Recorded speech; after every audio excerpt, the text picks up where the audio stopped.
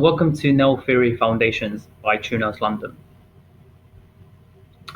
So in the previous video, we went over receptionist duties. In today's video, we'll be going over how to be effective at work. So let's find that topic for you. Okay. So essentially, it's all about teamwork and working relationships.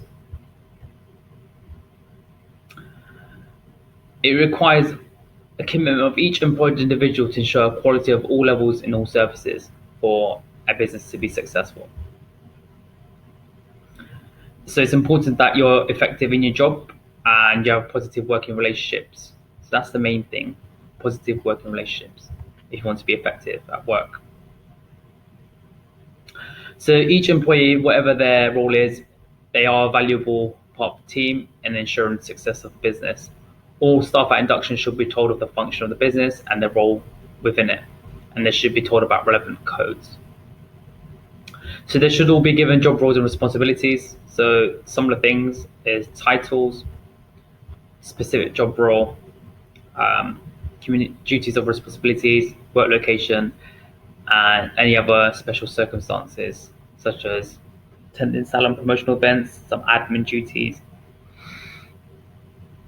So what's achieved from a job role and responsibility description is the expectation. So what's expected from your employees.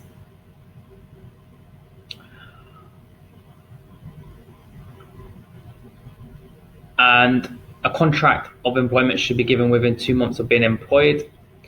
And if an employee is not meeting those expectations, or the expectations limit listed in the contract, then it could lead to disciplinary action, and even worse, it could lead to dismissal.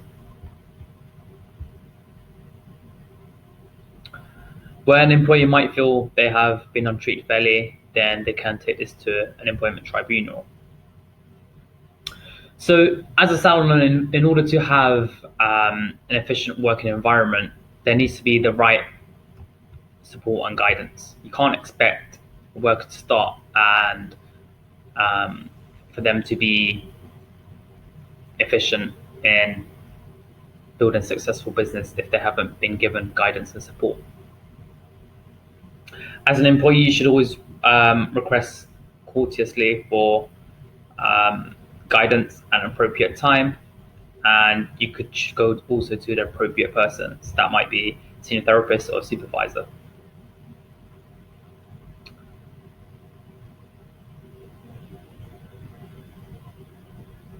Okay, so if there are any issues, always highlight them and don't ignore them. Always report the problems to a relevant person. Within the salon, in terms of working effectively, some of the main things you need to do is be punctual. That's arrive on time. If you do start a salon at 10 a.m., don't start at 10 a.m. You should be there 10 minutes earlier, ready to take the client on at 10 a.m. This ensures that you're composed and the client is not kept waiting. Also, there's a good saying which mentions that for every minute that you're late, the person waiting just contemplates your shortcoming, i.e. the limitations or everything bad about you. To be an effective team member, you need to work under pressure. There will be extremely busy situations where you feel tired, but you must remain cheerful, courteous, and helpful. Remember, it's not the client's problem, so don't burden them with it. Also, you need to be able to cope with the unexpected. So being punctual and working under pressure isn't enough. For example, we mentioned before unexpected situations that the receptionist might deal with. So clients arriving late, treatments overrunning, double bookings, and changes to the booking system, as well as arrivals that have not been booked in. So for example, walk-in clients. So being an effective team member means that you also need to inform your team when you're absent. So if you're absent from work, Other staff do need to review the daily work schedule to minimize disruption. But like mentioned before, any problems, teamwork should get this done. So if you know that someone else is absent, check the schedule of that person who's absent. With authority, reschedule the clients without affecting the quality of the service.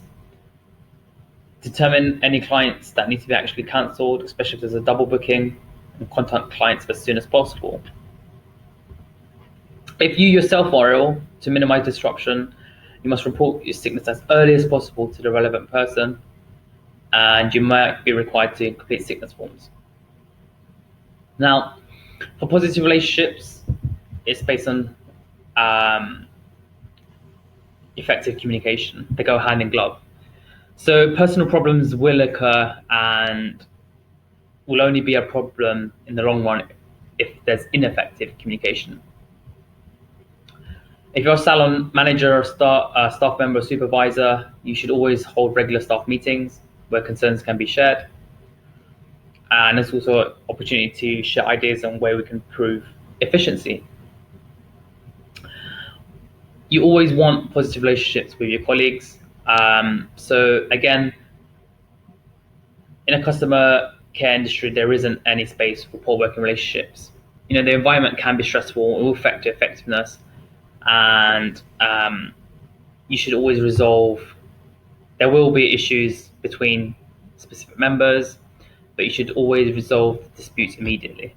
If you do let it linger, it can grow into something worse. We'll then go into grievances. So it's important that you actually understand the structure of the salon, who basically to report any grievances to, and you should familiarize yourself with grievances and the appeals procedure. So grievances might include having a disagreement with a colleague, feel that you're being treated unfairly, discriminated against, or working outside limitations of your job.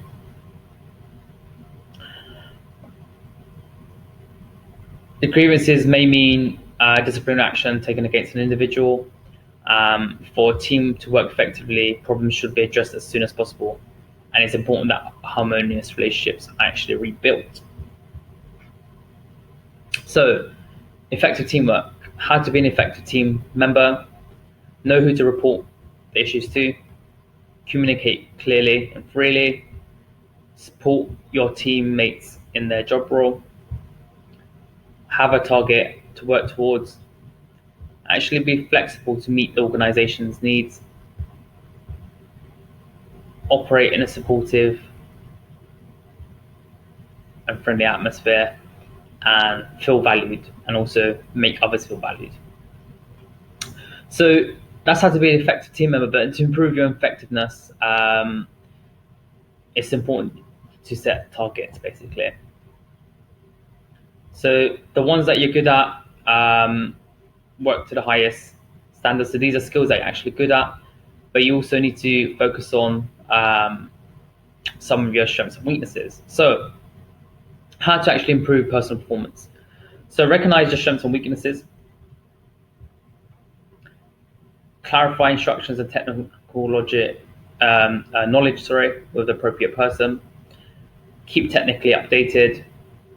Always seek and show enthusiasm to improve your skills.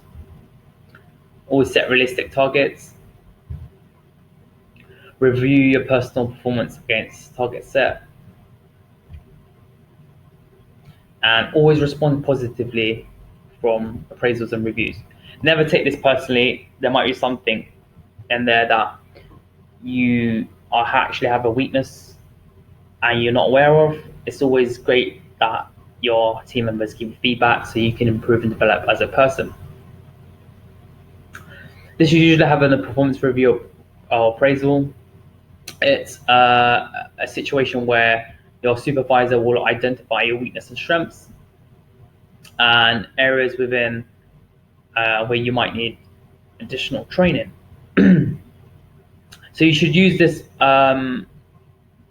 appraisal or performance review to your advantage. So first, identify any further specialist training you might need,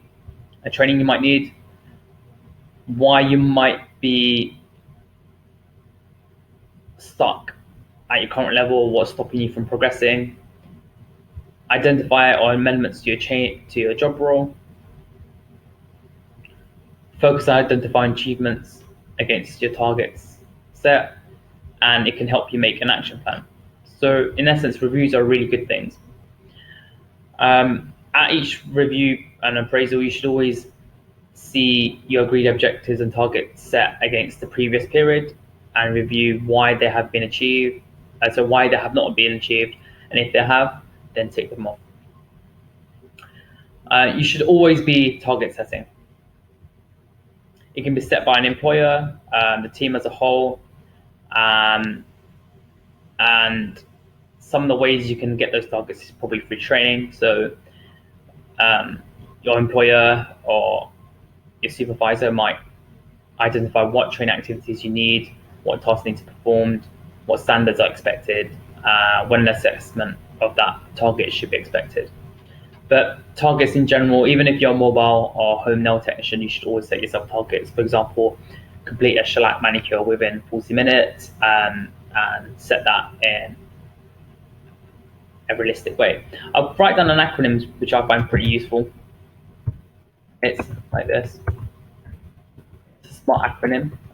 So when you set your goals, always be specific. So what exactly do you want? Make it measurable. Has to be achievable. Can't be Superman.